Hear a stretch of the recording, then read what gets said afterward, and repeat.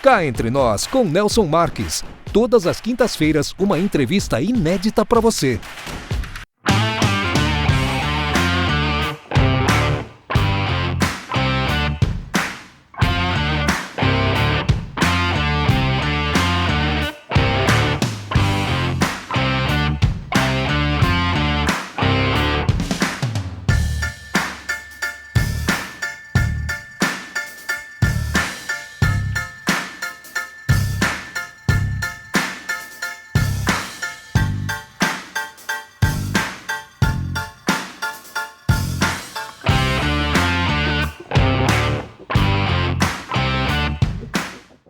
Olá pessoal, estamos iniciando mais um Cá Entre Nós e hoje o nosso tema é envelhecendo com qualidade de vida.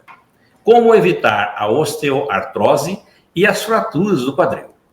Sejam todos muito bem-vindos ao nosso episódio de hoje. Hoje nós temos a honra de receber o Dr. Luiz Felipe Elias, especialista em cirurgia do quadril, para compartilhar seu conhecimento e dicas valiosas sobre como promover um envelhecimento saudável e prevenir condições como a osteoartrose e as fraturas de quadril. Dr. Luiz Felipe é médico ortopedista, presidente da Comissão de Cirurgia Preservadora da Sociedade Brasileira de Quadril, membro da SBOT e SBQ, da International Society for Hyperthroscopy e Hip Preservation Society. Com vasta experiência no tratamento e preservação de condições ortopédicas, especialmente relacionadas ao envelhecimento. A sua dedicação à pesquisa e prática clínica o tornou uma autoridade reconhecida no campo da saúde óssea e articular. Muito obrigado por aceitar o nosso convite, Dr. Luiz Felipe Elias. Seja muito bem-vindo ao Cá Entre Nós. Olá, Nelson Marques. Olá, agradeço o convite.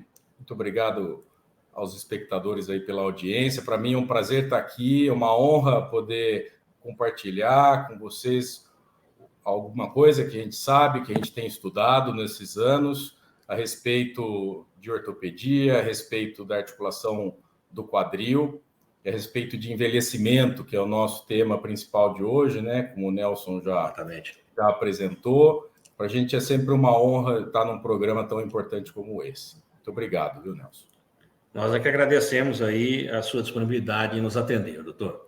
E antes de começarmos o nosso bate-papo, queria deixar claro para as pessoas que o currículo e especialidades com mais detalhes do Dr. Luiz Felipe poderão ser consultados através do site quadrilcampinas.com.br, que vai estar aqui na bio do nosso canal. Então, é sempre interessante procurar um pouquinho lá para saber um pouco mais do Dr. Luiz Felipe. Não daria para falar tudo aqui, porque nós ficaria 2 horas falando sobre as qualificações do doutor.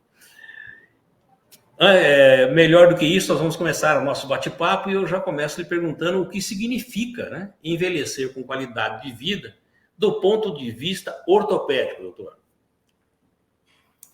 Perfeito, Nelson. Então, cá entre nós, né, envelhecer com qualidade de vida é um dos objetivos principais dos indivíduos ao longo da sua vida, né? Então, muitas pessoas já pensam na velhice, e acho que com razão, desde o início da vida, desde a adolescência, fazendo atividades físicas, procurando hábitos de vida e estilo de vida saudável, porque hoje em dia sabemos que isso vai repercutir lá na frente, vai repercutir no nosso futuro, né?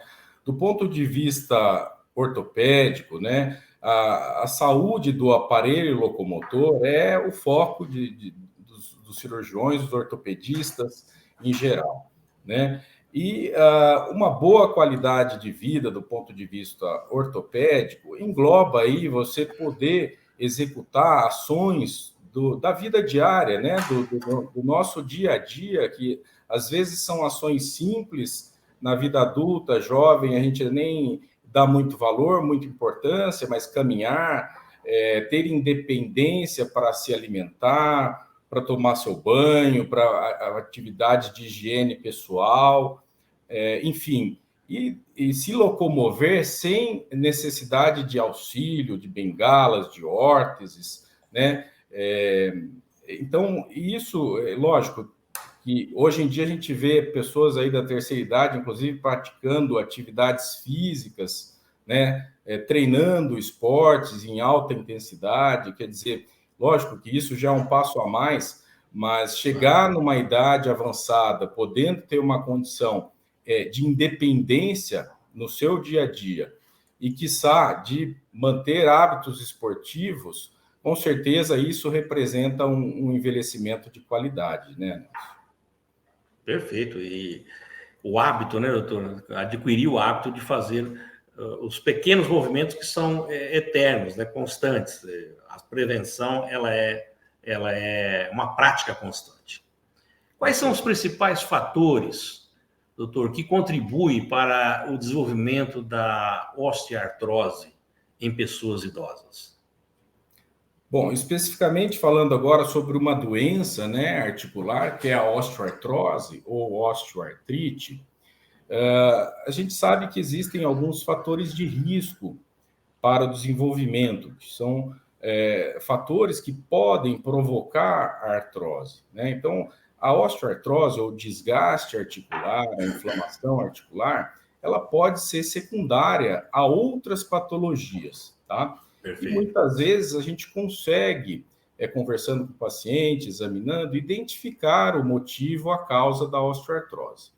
Em algumas situações, não é possível identificar o motivo do desgaste, o motivo da osteoartrose, então fica mais difícil você abordar uma prevenção, né, nesse tipo de caso, tá? Que são as osteoartroses primárias, né, em que você não tem um diagnóstico da causa, o que causou. Sabemos que algumas pessoas têm um forte fator genético envolvido, então você conversa com o paciente, ele já tem pais, tios, parentes, né, de primeiro, segundo grau, que desenvolveram osteoartrose. Então, você conversa, você vê que essa pessoa vem de uma família com predisposição que é genética para desenvolvimento da osteoartrose. Então, mesmo assim, é possível você orientar os pacientes no intuito de ter uma saúde articular boa para a prevenção da osteoartrose, adquirindo aí alguns hábitos que eu acho que a gente vai conversar ainda nos próximos minutos, né, Nelson? Perfeito. Eu acho que nós vamos começar, e já, né, nessa pergunta que eu vou lhe fazer agora aqui, que está no nosso script, eu acho que é um belo gancho para que o senhor possa nos explicar isso com mais detalhes. Como a atividade física, por exemplo, pode influenciar na prevenção da osteoartrose e na saúde das articulações de um modo geral. Perfeito. Então, as articulações, quadril, joelho, ombro, são articulações ditas sinoviais. São articulações que, entre uma cartilagem e outra, existe uma fina lâmina de líquido chamado sinovial, que é um líquido que lubrifica a articulação. Para que haja produção desse líquido lubrificante e que ele realmente nutra a cartilagem e proporcione uma cartilagem saudável, precisa haver movimento. Tá? Então, se você não tem movimento, se você não movimenta a sua articulação, essa articulação corre um sério risco de degenerar, de envelhecer. Um exemplo prático muito comum, né, é a pessoa que fica internada aí numa UTI, por exemplo, depois de um acidente grave ou por uma doença grave, e que fica lá acamada por 2 meses, 3 meses. Invariavelmente, essas pessoas, depois que se recuperam e eventualmente têm alta, são pessoas que acabam desenvolvendo problemas articulares. A gente nota que muitas vezes essas pessoas apresentam problemas articulares pelo imobilismo. Então, por isso, a atividade física, movimentar essas articulações é importante para que elas se permaneçam saudáveis, que elas se mantenham saudáveis, né? E aí entra a atividade física. Logicamente, você ter boa musculatura também ao redor da articulação ganha um benefício grande, porque você tem uma articulação mais estável. Então, você vai ter menor chance de machucar essa articulação, se você tem uma musculatura forte ao redor dela, estabilizando e protegendo a articulação. Então, o exercício que fortalece a musculatura, que faz alongamento para a musculatura em volta de qualquer articulação, ele também é benéfico para a articulação. Se a gente imaginar que um esqueleto humano, né? Se ele não tiver musculatura, ele não para em pé, é pele e osso, vamos dizer assim, né? Exatamente. Então, realmente tem que... E ao longo do tempo, o senhor está aí para me dizer com mais maestria, a gente, normalmente, com o passar dos anos, a gente perde a musculação, né? De uma certa forma, a gente perde. Então, o exercício para manter isso é importante, né, doutor? E ao longo dos anos, né, conforme a gente vai envelhecendo, é cada vez mais difícil manter, né? Então é uma luta mesmo, Nelson, para conseguir evitar essa atrofia dos músculos com a idade, né? Perfeito. Quanto antes praticar os exercícios, melhor tornar isso um hábito.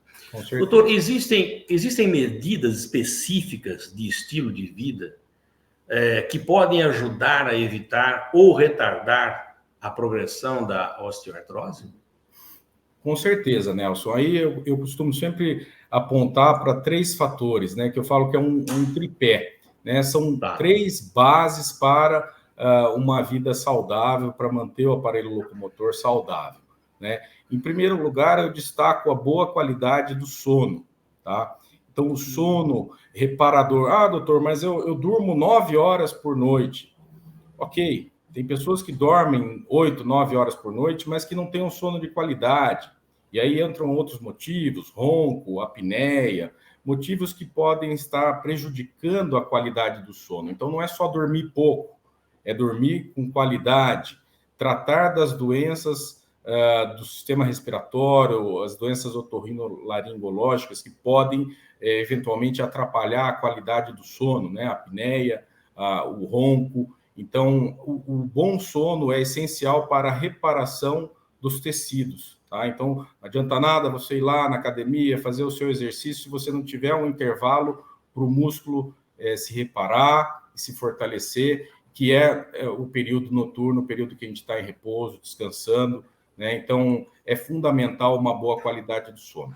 Outro alicerce que eu costumo destacar muito é a alimentação, né? Então, a alimentação saudável, a alimentação balanceada, também a dieta é fundamental para a saúde das cartilagens, dos ossos, dos músculos, do aparelho locomotor, tá? Então, a alimentação saudável, hábitos de vida saudável, do ponto de vista alimentar, também são importantes.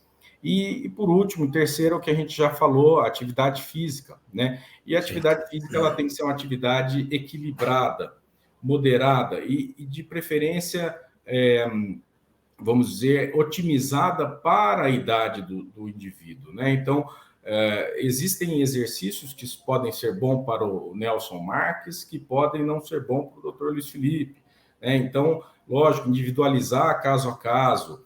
Se o paciente tem algum problema já em alguma articulação do corpo, saber orientar qual a melhor atividade física para cada paciente. O paciente tem uma osteoporose, então ele precisa de uma atividade de mais impacto para fortalecer os ossos, né? O paciente já tem uma osteoartrose, que é um problema articular, então você precisa tomar cuidado com aquela articulação. Então, o hábito esportivo, ele também tem que ser um hábito esportivo saudável. Do mesmo jeito que o exercício pode ser muito benéfico, ele também pode ser prejudicial se mal feito, ou se feito em intensidade inadequada, principalmente se for para o lado do exagero, né? A gente pega alguns atletas aí profissionais, muito conhecidos, inclusive aqui no Brasil, que tiveram problemas articulares graves, precisaram de cirurgia, e provavelmente isso está relacionado também à atividade física de nível profissional, de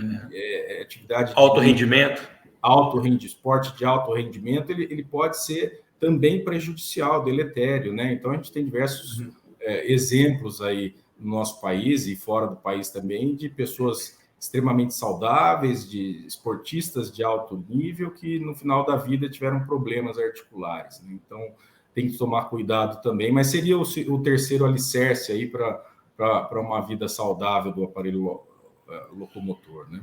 Eu acho que esses três pilares que o senhor comentou, acho que todos eles devem ser acompanhados, né, doutor?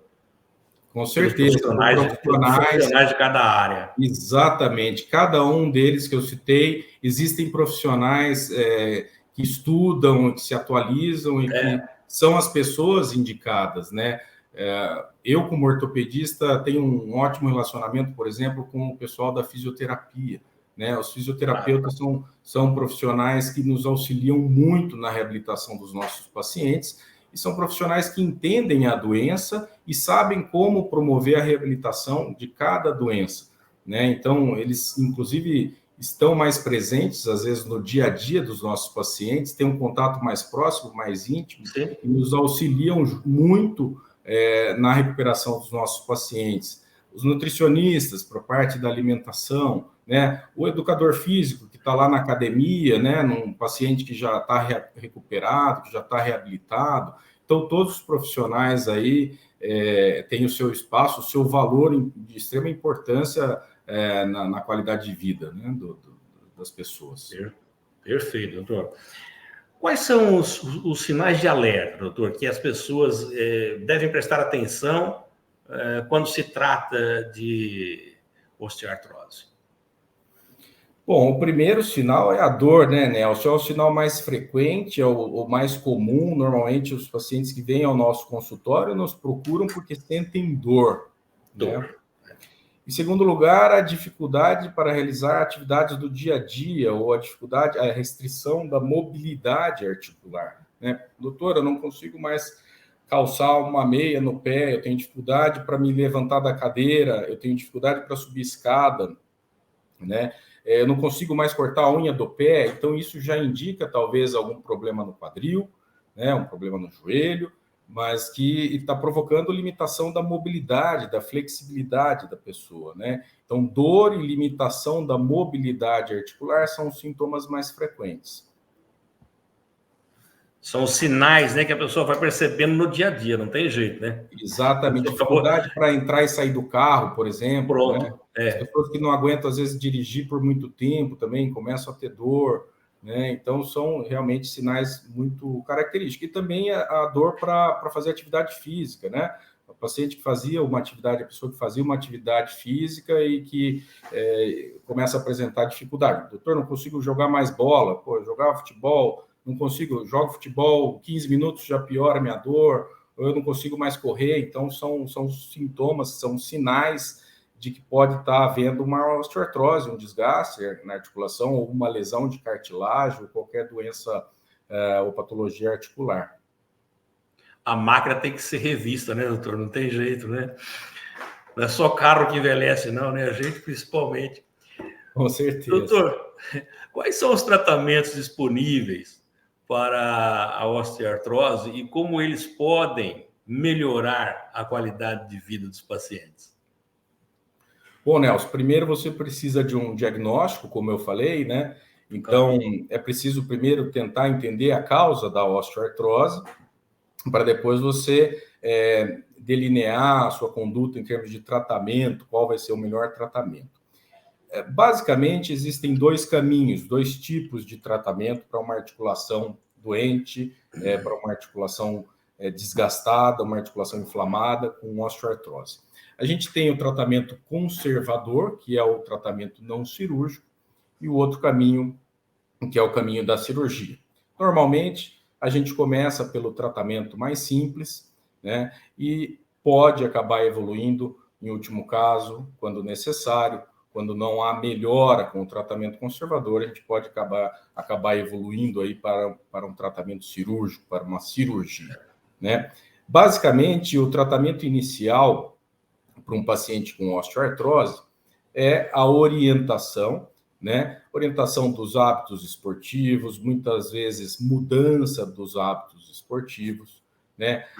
O acompanhamento e a realização de sessões de fisioterapia, então acompanhamento por um profissional da fisioterapia, né? No intuito de tentar ganhar mobilidade, de tentar ganhar força, isso muitas vezes ajuda demais para diminuir os sintomas de dor, né? Então, a fisioterapia nos auxilia demais no tratamento da osteoartrose, como eu já falei.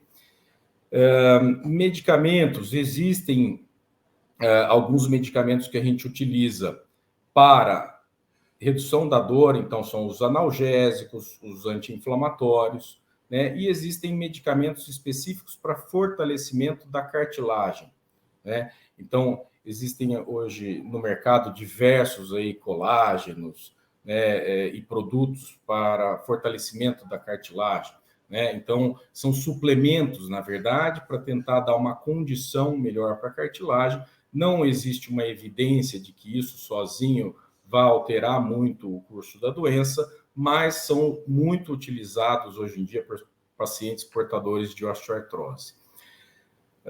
Existe também a possibilidade de você fazer procedimentos intervencionistas na articulação, tá? Então, você pode fazer uma intervenção, um bloqueio com anestésico, uma infiltração com medicações anti-inflamatórias, com medicações para lubrificar melhor a articulação. Então, hoje é muito utilizada a viscosuplementação, que é a injeção do ácido hialurônico, que é uma substância que tem uma ação a nível celular do condrócito, que é a célula da cartilagem, do sinoviócito, e também uma propriedade mecânica como lubrificante articular. Então, essas são formas de se tratar a artrose, principalmente as artroses mais iniciais, as osteoartroses que ainda não estão muito avançadas, né, e que ainda não estão com indicação para a cirurgia. Os casos mais graves e mais avançados, normalmente, esses tendem ao tratamento cirúrgico. E o tratamento cirúrgico mais eficaz para a osteoartrose, tanto do joelho quanto do quadril, né, que é o nosso tópico hoje, é a prótese total, né? Então, a artroplastia ou prótese total de quadril, ela é indicada nos pacientes com dor que não respondeu ao tratamento conservador. Então, normalmente é a cirurgia que devolve a qualidade de vida para esse paciente, a artroplastia total do quadril. Bom, doutor, nessa resposta que o senhor nos deu agora, acabou de nos dizer, de nos responder, meio que já respondeu a pergunta posterior que eu vou lhe fazer, mas eu vou lhe fazer mesmo assim, que eu acho que é importante frisá-lo.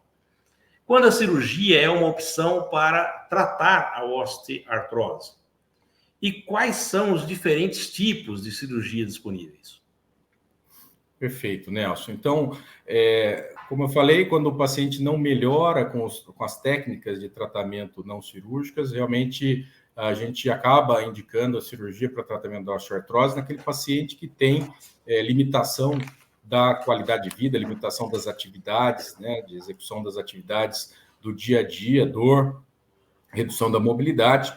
Então, a gente acaba indicando a cirurgia. A cirurgia mais frequente e mais eficaz, sem dúvida, é a prótese total de quadril, conforme eu comentei, mas é possível, em estágios mais iniciais da osteoartrose, você fazer correções. Então, dependendo do caso, você pode fazer, por exemplo, uma cirurgia de osteotomia.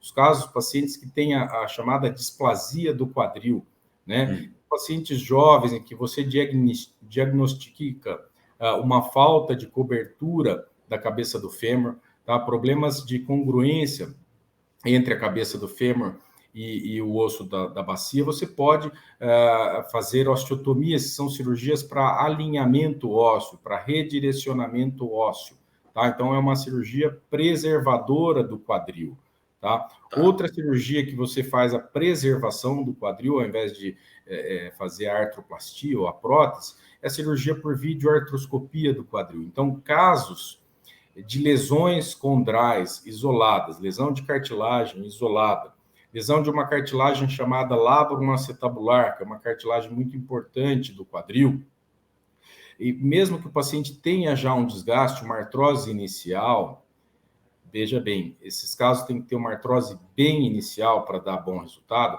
É possível você fazer tratamentos para cartilagem e reparo dessa lesão labial por videoartroscopia, que é uma técnica também preservadora do quadril, que a gente utiliza aí pequenos portais na pele, utiliza um instrumento chamado artroscópio, que é uma câmera interligada a um monitor através de uma fibra óptica. Então, você consegue fazer a cirurgia sem abrir a articulação e você consegue tratar algumas condições específicas do quadril, mesmo que o paciente já tenha algum grau leve de osteoartrose. Então, são técnicas cirúrgicas que têm que ser bem indicadas. Para cada caso, existe a melhor indicação. tá? No geral, para tratamento da artrose, a cirurgia da prótese é a que vai ter melhor resultado. Mas, em casos mais iniciais, é possível você lançar mão dessas outras técnicas, Nelson. Perfeito. Doutor, como que as fraturas do quadril afetam a qualidade de vida dos idosos e quais são os principais desafios nesse tratamento dessas fraturas? Perfeito. Nelson, a fratura do fêmur no idoso, fratura do quadril no idoso, é uma condição que pode ser muito limitante para a vida do paciente, tá? Então, ela, se não for bem tratada, ela pode gerar sequelas de locomoção, né? Ela pode gerar um problema em que o paciente vai acabar tendo dor e dificuldade para a locomoção. A fratura do idoso, ela tem que ser muito bem conduzida. É uma fratura que a gente aborda de uma maneira diferente das fraturas nos pacientes jovens, nos adolescentes, no adulto, né? Então, em primeiro lugar, uma fratura que tem que ser tratada com agilidade. Uma pessoa idosa acamada é uma pessoa mais suscetível a ter complicações clínicas, a ter outras doenças que são secundárias ao imobilismo. Tá? A partir do momento que o idoso, ele tem uma fratura no quadril, ele fica acamado, ele não consegue se locomover, se ele movimenta, ele tem dor. Então, é preciso tratar, e na maioria das vezes esse tratamento é cirúrgico, seja ele com fixação da fratura ou substituição da articulação por uma prótese, mas o tratamento é cirúrgico e precisa ser executado com brevidade. Tá? Então, basicamente, a gente trata as fraturas do quadril no idoso com cirurgia. A grande maioria das fraturas, né?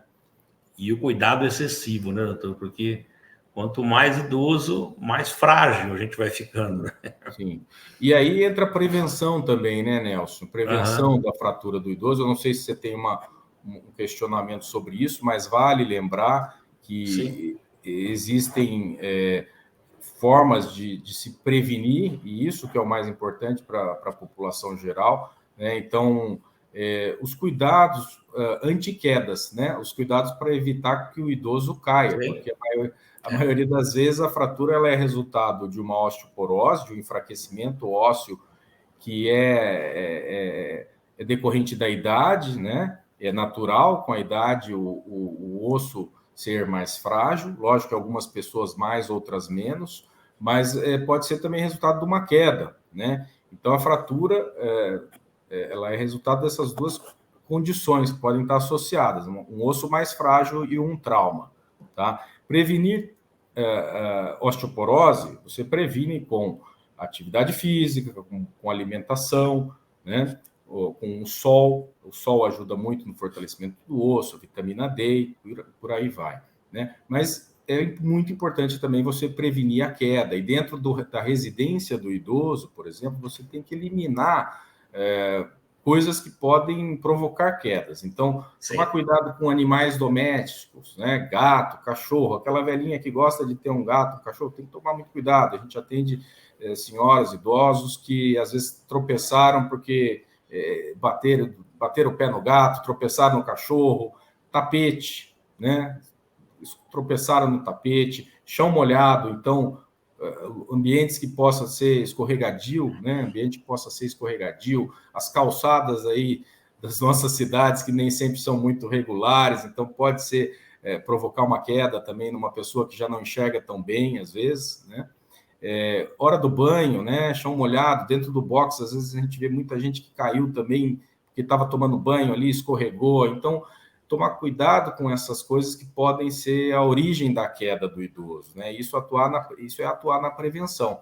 E também a atividade física para fortalecer, né? Para dar mais estabilidade para a pessoa, para evitar que ela caia, né? Então, é muito importante não só falar sobre tratamento, mas também a gente conversar sobre as prevenções, esses aspectos de prevenção, né? A gente tem aqui algumas perguntas que o senhor também já, obviamente, é natural que o assunto ele é apaixonante, a gente é obrigado a comentar. Quais são os fatores de riscos mais comuns, né, como o senhor disse aí, E também se existe alguma maneira de fortalecer os ossos e prevenir as fraturas à medida em que envelhecemos. Também naquele tripé que o senhor comentou, da alimentação, os exercícios e tudo mais. Os exercícios para fortalecimento específico do osso, né, para se evitar fratura, então são os exercícios mais de força, tá? Então, musculação principalmente, né, pilates, a própria caminhada, ela ajuda muito a fortalecer os ossos, né? Então, são bicicletas, são exercícios muito recomendados para quem tem osteoporose, mas eu destaco aí a musculação, né? A musculação, exercício de contração muscular, né? Ele ajuda muito a fortalecer também os ossos, né? É extremamente importante, além do que a gente já falou, alimentação, sono, né? Doutor, qual que é a importância da densitometria óssea na prevenção de fraturas e na avaliação da saúde óssea de um modo geral? Nelson, a Organização Mundial de Saúde recomenda a densitometria óssea a cada 2 anos ou intervalo um pouco maior, os pacientes acima de 60 anos de idade, tá? Principalmente nos pacientes com fatores de risco para osteoporose. É um exame, não o diagnóstico da osteoporose, ele não é feito só através deste exame, mas é um exame auxiliar no diagnóstico da osteoporose, tá? Lógico, a gente tem que examinar o paciente, conversar. Existem pessoas da raça, por exemplo, pessoas da raça branca são pessoas mais suscetíveis a ter osteoporose. As pessoas mais magras também, normalmente, apresentam mais osteoporose. As mulheres que desenvolveram uma menopausa precoce, então, que entraram em menopausa mais jovens, são mulheres mais suscetíveis à osteoporose. Pessoas que têm doenças da tireoide, então alterações hormonais, né, também são pessoas mais suscetíveis. As pessoas com problemas renais, tá? As pessoas com insuficiência renal, que realizam hemodiálise, por exemplo, essas pessoas eliminam substâncias importantes para o osso, por exemplo, o cálcio, às vezes na urina. Então, reposição de cálcio nesse tipo de paciente não é para todo mundo, mas alguns pacientes precisam de reposição de cálcio, de vitamina D, né, para você tratar, inclusive, a osteoporose. Existem medicações também que podem ser utilizadas, que são os bifosfonados, né, que são utilizados também para tratamento da osteoporose. Mas a densitometria tem sua importância, mas não é só ela que é necessária para você fechar o diagnóstico. Legal. Além da osteoartrose e das fraturas do quadril, quais são as outras condições ortopédicas comuns em idosos e como podemos prevenir? A gente recebe muitos idosos, principalmente os que eu atendo, que são os que têm queixa na articulação do quadril, né, com as chamadas tendinobursites do quadril, tá? Então, são processos inflamatórios extra-articulares, tá? Que acometem os tendões, né? Os tendões são estruturas que ligam os músculos aos ossos, né? E as bursas que estão em volta desses tendões, que são estruturas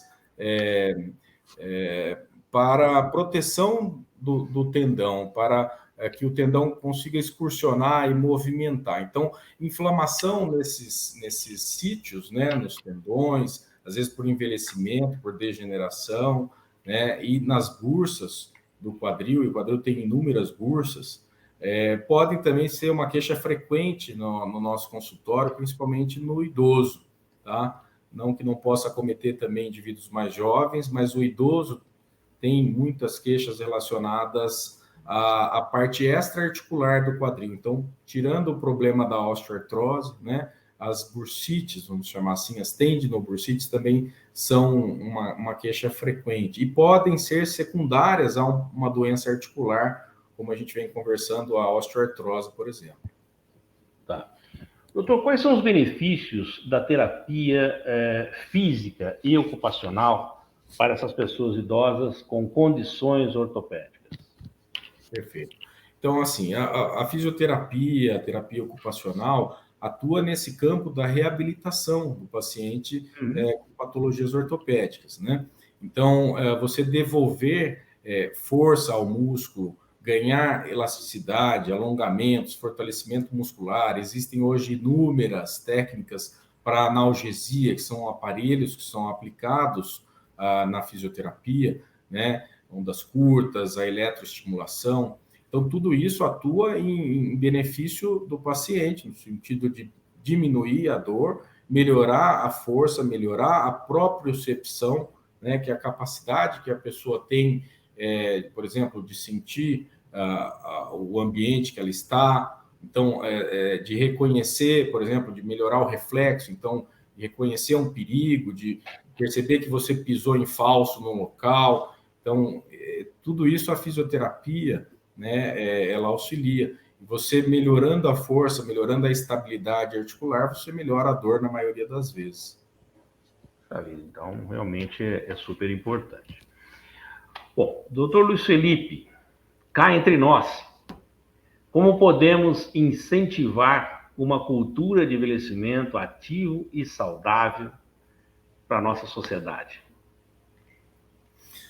Bom, Nelson, cá entre nós, através desse tipo de bate-papo aqui, acho que isso aqui é uma coisa que me incentiva, né? A gente poder dividir conhecimento, compartilhar informações, né? E esse tipo de entrevista, uma entrevista que acrescenta para a população cultura, sabedoria, né? Então, isso acho que é uma das coisas que a gente pode utilizar para sugestionar que as pessoas tenham hábitos saudáveis, porque as patologias do envelhecimento, elas muitas vezes são irreversíveis.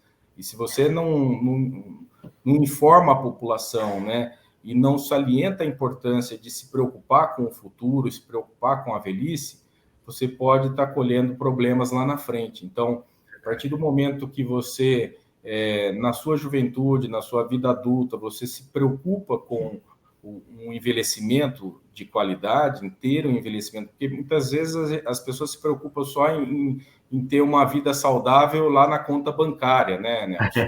Então, se preocupa só com a saúde financeira, né? E não investe tempo e não dedica tempo à saúde física, né? E à saúde mental também. Não adianta nada você ter um corpo também em ótima forma se a mente também bem, né? Então, são essas coisas que eu gostaria que ficassem como mensagem para que os jovens se estimulem a ter hábitos saudáveis para que tenham uma velhice saudável também, né, Nelson? Legal, doutor. Olha, eu vou considerar essa sua resposta assim, um sim para próximos convites que eu lhe fizer, porque isso é muito bom, ouvir isso de um profissional como o senhor, que tem essa preocupação de passar todas essas informações de uma maneira mais, como eu diria, didática, né, que todos possamos entender. Eu fico muito contente com isso e, se o senhor me permitir, claro que o senhor já está convidado para outras entrevistas, outros assuntos dentro da sua área, claro, vai nos agregar muito aqui. Eu fico muito contente por isso. Ouvir isso, senhor, é muito bom. Eu gostaria de te lembrar, desculpa interromper, Nelson, mas eu gostaria de lembrar também, né? E você falou aí no início, durante a minha apresentação, eu sou membro da SBOT, que é a Sociedade Brasileira de Ortopedia e Traumatologia, e também da SBQ, que é a Sociedade Brasileira do Quadril, tá? Então, essas sociedades nacionais, e também existem sociedades internacionais, elas estão constantemente, permanentemente, lançando campanhas para a população geral, tá? E uma das campanhas que a SBQ e a SBOT estão sempre focando é essa prevenção, essa questão da prevenção da fratura dos idosos, né, da osteoartrose, o adequado tratamento dessas patologias. Então, essas sociedades, para o paciente que tiver algum interesse, que queira saber mais, pode entrar lá no site da SBQ, tá? Que é sbquadril.com, né, a Sociedade Brasileira de Ortopedia e Traumatologia também, o site da SBOT, tá? A Sociedade Brasileira de Ortopedia e Traumatologia também tem muitas informações para o público em geral, né? Então, eu recomendo, inclusive, quem queira saber mais, Nelson, sobre o que a gente falou aqui, que acesse também esses sites da Sociedade Brasileira do Quadril e a Sociedade Brasileira de Ortopedia e Traumatologia. Legal. Bom, doutor Luiz Felipe, muito obrigado por sua participação inspiradora aqui no nosso programa, viu? Abordando esse tema tão importante para todos nós, porque, como diria meu pai, meu falecido pai, a velhice chega para todos. Ele falava assim, para lá vamos. Isso é inevitável. Então vamos nos precaver aí com todas essas dicas que o senhor nos passou. E um depoimento meu, né, a sua dedicação em compartilhar o seu conhecimento, a experiência, foi fundamental aqui para enriquecer a nossa discussão e fornecer informações valiosas aos nossos espectadores. Agradeço mais uma vez por sua contribuição. Esperamos, obviamente, contar com a sua colaboração em futuras oportunidades aqui no Cá Entre Nós. Enquanto eu estou comentando com o senhor aqui, eu também estou colocando os seus contatos aqui na nossa tela. E o senhor já deixou aqui uma mensagem na sua resposta anterior. Mas eu gostaria que o senhor a reforçasse e deixasse especificamente uma mensagem para os nossos seguidores aqui do Cá Entre Nós, doutor. Bom, Nelson, em primeiro lugar, eu que agradeço enormemente o prazer, foi um bate-papo muito gostoso contigo. Eu espero ter correspondido aí às expectativas dos seus seguidores e realmente